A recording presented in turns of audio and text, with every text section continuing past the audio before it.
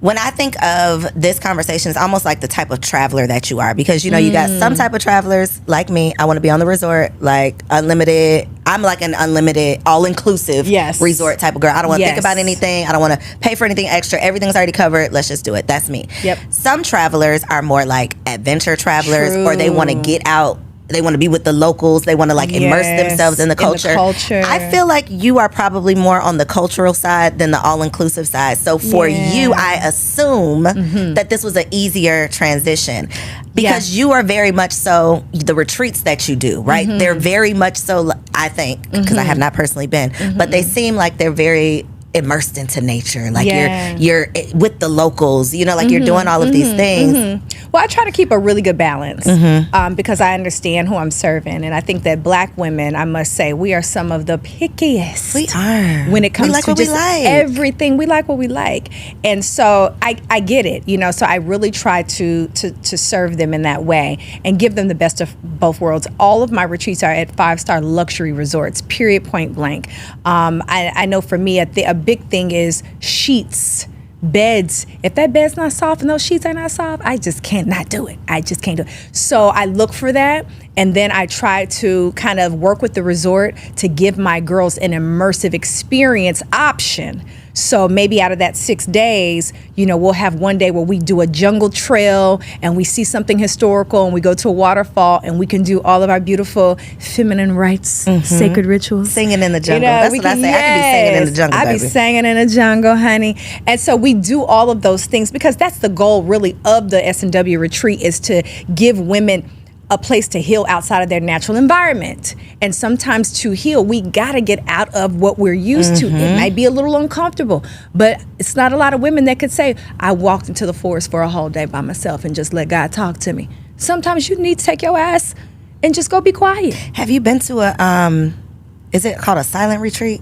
Have yes, you been I to one have. Of those? Yes, I have. How long did you do it? Yes, I have. I was at a silent retreat for 5 days. Wow. And I went because I was asked to serve at that retreat as a chef. Okay. So I was a silent chef. Okay. But they gave me they gave me the most beautiful room in this beautiful home, and it was overlooking the mountains, and I had a beautiful sun deck that I could tan on. And what we would do is, when it was time to say any words at the end of the evening, there would be a bell. And we would hear the bell, and we would know, okay, we're going to gather for dinner, and we're going to say, this is how our day went in silence. And to be honest, it was the most absolutely peaceful and beautiful experience, just for people to just shut up. Was so good for me.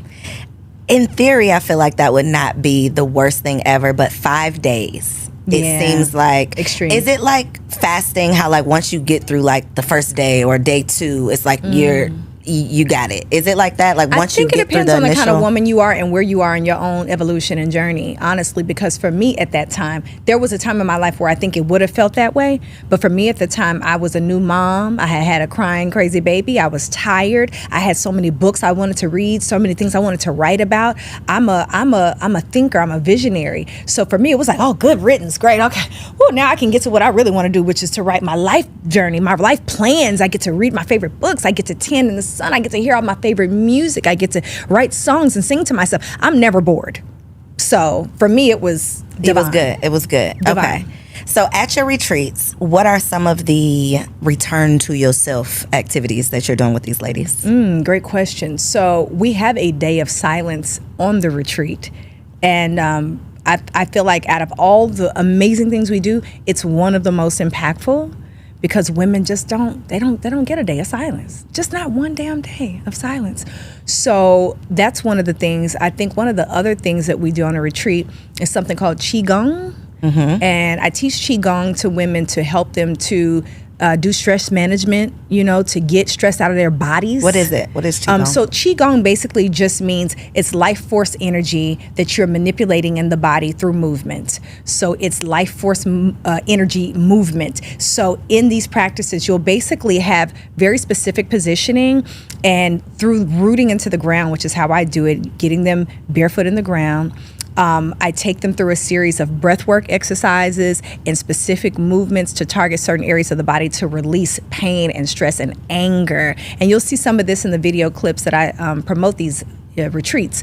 But it's very, very powerful because we are holding pain all throughout our bodies, all throughout the so hips, much stress. Right? I always hear about the hips. Oh, definitely. Like trauma. And what is that? For me, it's the neck, the shoulders, but definitely the hips, the head. We do tapping exercises where we are tapping our meridians and opening all of our chakras and portals. I mean, but the hip area, this is very, very intense for women because we hold a lot of pain when it comes to childbirth. I know for me, my hips hurt for 3 years after I gave birth. Really? Oh my God. I had to get, I still have to get chiropractic work just to keep things balanced. And it depends. I have inverted hips, which makes it hard to give birth, in fact. Whereas, like they say, childbearing hips, the blood, like Coriel here. Yeah. Sister got the childbearing hips, her hips go out.